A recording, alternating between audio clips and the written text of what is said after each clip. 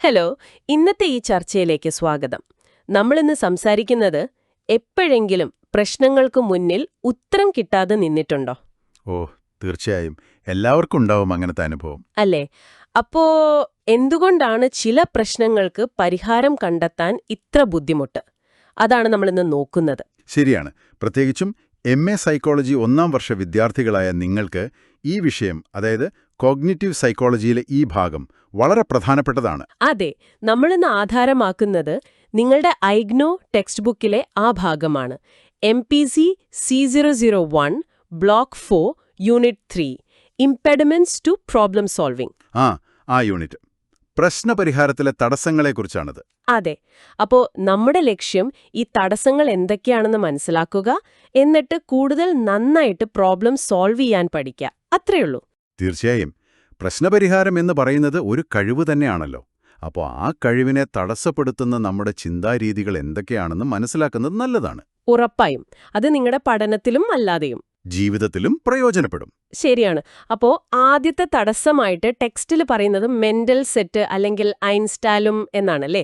നമ്മളറിയാതെ നമ്മുടെ ചിന്തകളെ ഇത് സ്വാധീനിക്കുന്നു. അതെ. അതായത് മുൻപൊരു പ്രശ്നം പരിഹരിക്കാൻ ഉപയോഗിച്ച വഴി വിജയിച്ചെങ്കിൽ പുതിയൊരു പ്രശ്നം വരുമ്പോഴും അതേ വഴി തന്നെ ഉപയോഗിക്കാനുള്ള ഒരു ടെൻഡൻസി. എന്തുകൊണ്ടാണ് അങ്ങനെ? നമ്മൾ എന്താ പുതിയ വഴി നോക്കാത്തത്? അതൊരു ഒരു എളുപ്പവഴിയാണ് മനസ്സിന്. ലുച്ചിൻസിന്റെ ആ വാട്ടർ ജാർ പരീക്ഷണമില്ലേ? ഓർക്കുന്നുണ്ട്. കുറേ ജാറുകള് വെള്ളം അളന്നെടുക്കണം. അതെ.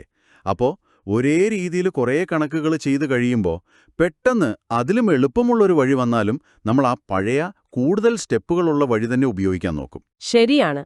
ഒരു ഓട്ടോമാറ്റിക് പൈലറ്റ് മോഡ് പോലെ. അതുതന്നെ. ലാംഗർ ഇതിനെ മൈൻഡ്ലെസ്നെസ് എന്ന് വിളിക്കുന്നത് അതുകൊണ്ടാണ്. നമ്മൾ ശരിക്കും ആലോചിക്കുന്നില്ല, യാന്ത്രികമായി ചെയ്യുകയാണ്. ഒരു തരം അശ്രദ്ധ. അപ്പോൾ ഒരു അസൈൻമെന്റ് മുമ്പ് ചെയ്ത അതേ രീതിയിൽ തന്നെ അടുത്തതും ചെയ്യാൻ നോക്കുന്നത് പോലെ. വിഷയം മാറിയാലും. കൃത്യമായി. ആ പഴയ രീതി പുതിയതിന് ചേർന്നില്ലെങ്കിലും നമ്മളത് തന്നെ പിന്തുടർന്നെന്നിരിക്കും. അത് തിരിച്ചറിയണം. ഓക്കെ. അടുത്തത് ഫങ്ഷണൽ ഫിക്സഡ്നെസ്. വസ്തുക്കളെ അതിന്റെ സാധാരണ ഉപയോഗത്തിനപ്പുറം കാണാൻ പറ്റാത്ത അവസ്ഥ. ഇത് ശരിക്കും ഇൻട്രസ്റ്റിംഗ് ആണ്. വളരെ ഇൻട്രസ്റ്റിംഗ് ആണ്. ഡങ്കറുടെ ആ മെഴുകുതിരി പ്രശ്നം ഓർമ്മയുണ്ടോ? Candle problem. ഭിത്തിയിൽ മെഴുകുതിരി ഉറപ്പിക്കണം. അതെ. മേശപ്പുറത്ത് മെഴുകുതിരിയുണ്ട്, കുറച്ച് ആണികളുണ്ട് ഒരു പെട്ടിയില്, പിന്നെ തീപ്പെട്ടിയും. ആ ആണി വെച്ചിരുന്ന കാലിപ്പെട്ടി അതൊരു സ്റ്റാൻഡായിട്ട് ഉപയോഗിച്ച് മെഴുകുതിരി വെക്കാമെന്ന് പലർക്കും ഓർമ്മ വന്നില്ല. കാരണം പെട്ടി സാധനം വെക്കാനുള്ളതാണ്, സ്റ്റാൻഡല്ല. അതുതന്നെ. ആ ഒരു ചിന്തയിലങ്ങ് ഉറച്ചുപോയി. സിമ്മിലിന്റെ 8 നാണയങ്ങളുടെ പ്രശ്നവും ഇതുപോലെയാണ്. 8നെ 4 എന്ന് തിരിക്കാനേ നമുക്ക് തോന്നൂ. പക്ഷേ 3-3-2 എന്ന് തിരിച്ചാൽ എളുപ്പമായിരുന്നു അല്ലേ? അതെ. സാധാരണ ചിന്താരീതി നമ്മളെ അവിടെ തടയും. അപ്പോൾ ഈ മെന്റൽ സെറ്റും ഫങ്ഷണൽ ഫിക്സഡ്നെസ്സും അല്ലാതെ വേറെയും തടസ്സങ്ങൾ ഉണ്ടാവല്ലോ. ഇപ്പൊ ഒരു വിദ്യാർത്ഥി എന്ന നിലയ്ക്ക് ആലോചിക്കുമ്പോൾ. ഒരുപാടുണ്ട്. ഉദാഹരണത്തിന് ഇമോഷണൽ ബ്ലോക്കുകൾ. ഇമോഷണൽ അതെങ്ങനെ? അതായത് തെറ്റുപറ്റുമോ എന്നുള്ള പേടി, മറ്റുള്ളവർ കളിയാക്കുമോ എന്ന ഭയം, ക്ഷമയില്ലാതെ വരുന്നത്. ഇതൊക്കെ പുതിയ കാര്യങ്ങൾ പരീക്ഷിക്കുന്നതിൽ നിന്ന് നമ്മളെ പിന്നോട്ട് വലിക്കും. ശരിയാണ്. ഒരു പുതിയ ഐഡിയ ക്ലാസ്സിൽ പറയാൻ ചിലപ്പോൾ മടി തോന്നുന്നത്. അതെ. മറ്റുള്ളവർ എന്തു വിചാരിക്കുമെന്നോർത്ത്. അപ്പോൾ നമ്മുടെ ക്രിയേറ്റീവ് തിങ്കിങ് അവിടെ ബ്ലോക്കാവും. ശരിയാണ്. അതുപോലെ പെർസെപ്ച്വൽ ബ്ലോക്കുകൾ, അതായത് പ്രശ്നം ശരിയായി മനസ്സിലാക്കാത്തത്. കൾച്ചറൽ, എൻവയോൺമെന്റൽ, പിന്നെ ഇന്റലക്ച്വൽ ബ്ലോക്കുകൾ, ഇതൊക്കെ ടെക്സ്റ്റിൽ പറയുന്നുണ്ട്. ശ്രദ്ധ മാറുന്നത്, സപ്പോർട്ട് കിട്ടാത്തത്, ഇതൊക്കെ തടസ്സങ്ങൾ തന്നെ.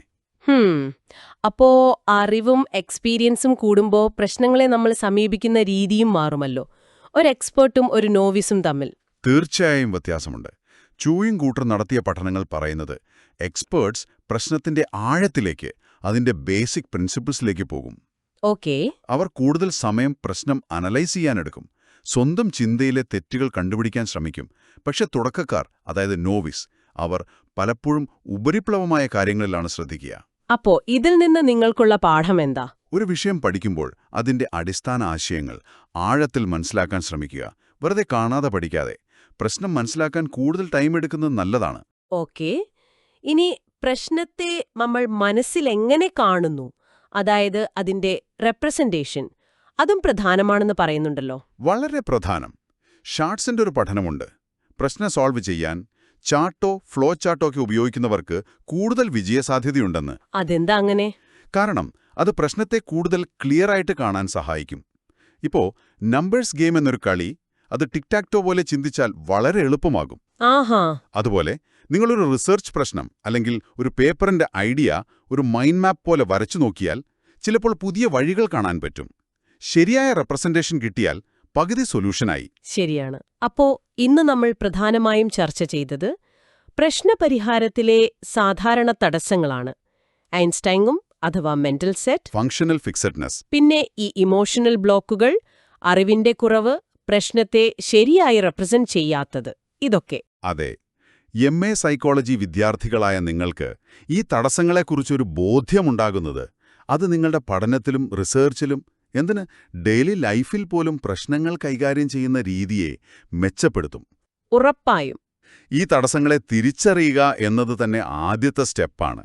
അപ്പോൾ ഈ അറിവ് വെച്ച് നിങ്ങളുടെ പ്രോബ്ലം സോൾവിംഗ് രീതി എങ്ങനെ മാറ്റാമെന്ന് ആലോചിച്ചു നോക്കൂ. ഒരുപക്ഷേ ഇതിനൊരു നല്ല വഴി മെറ്റാകോഗ്നിഷൻ ആയിരിക്കും, അല്ലേ? നമ്മുടെ ചിന്തയെക്കുറിച്ച് നമ്മൾ തന്നെ ചിന്തിക്കുന്നത്. അതെ അതെ. നിങ്ങളുടെ തിങ്കിംഗ് പ്രോസസ്സിനെക്കുറിച്ച് തന്നെ ഒന്ന് ചിന്തിക്കുക. എവിടെയാണ് നിങ്ങൾ സ്റ്റക്കാകുന്നത്, എന്തുകൊണ്ടാണ് എന്ന് സ്വയം ചോദിക്കുന്നത് ഈ തടസ്സങ്ങളെ മറികടക്കാൻ സഹായിക്കും. തീർച്ചയായും നല്ലൊരു പോയിന്റാണ്. അപ്പോ ഈ ഒരു ചിന്തയോടെ നമുക്ക് ഇന്നത്തെ ഈ ചർച്ച അവസാനിപ്പിക്കാം. അടുത്ത തവണ മറ്റൊരു വിഷയവുമായി കാണാം. ശരി.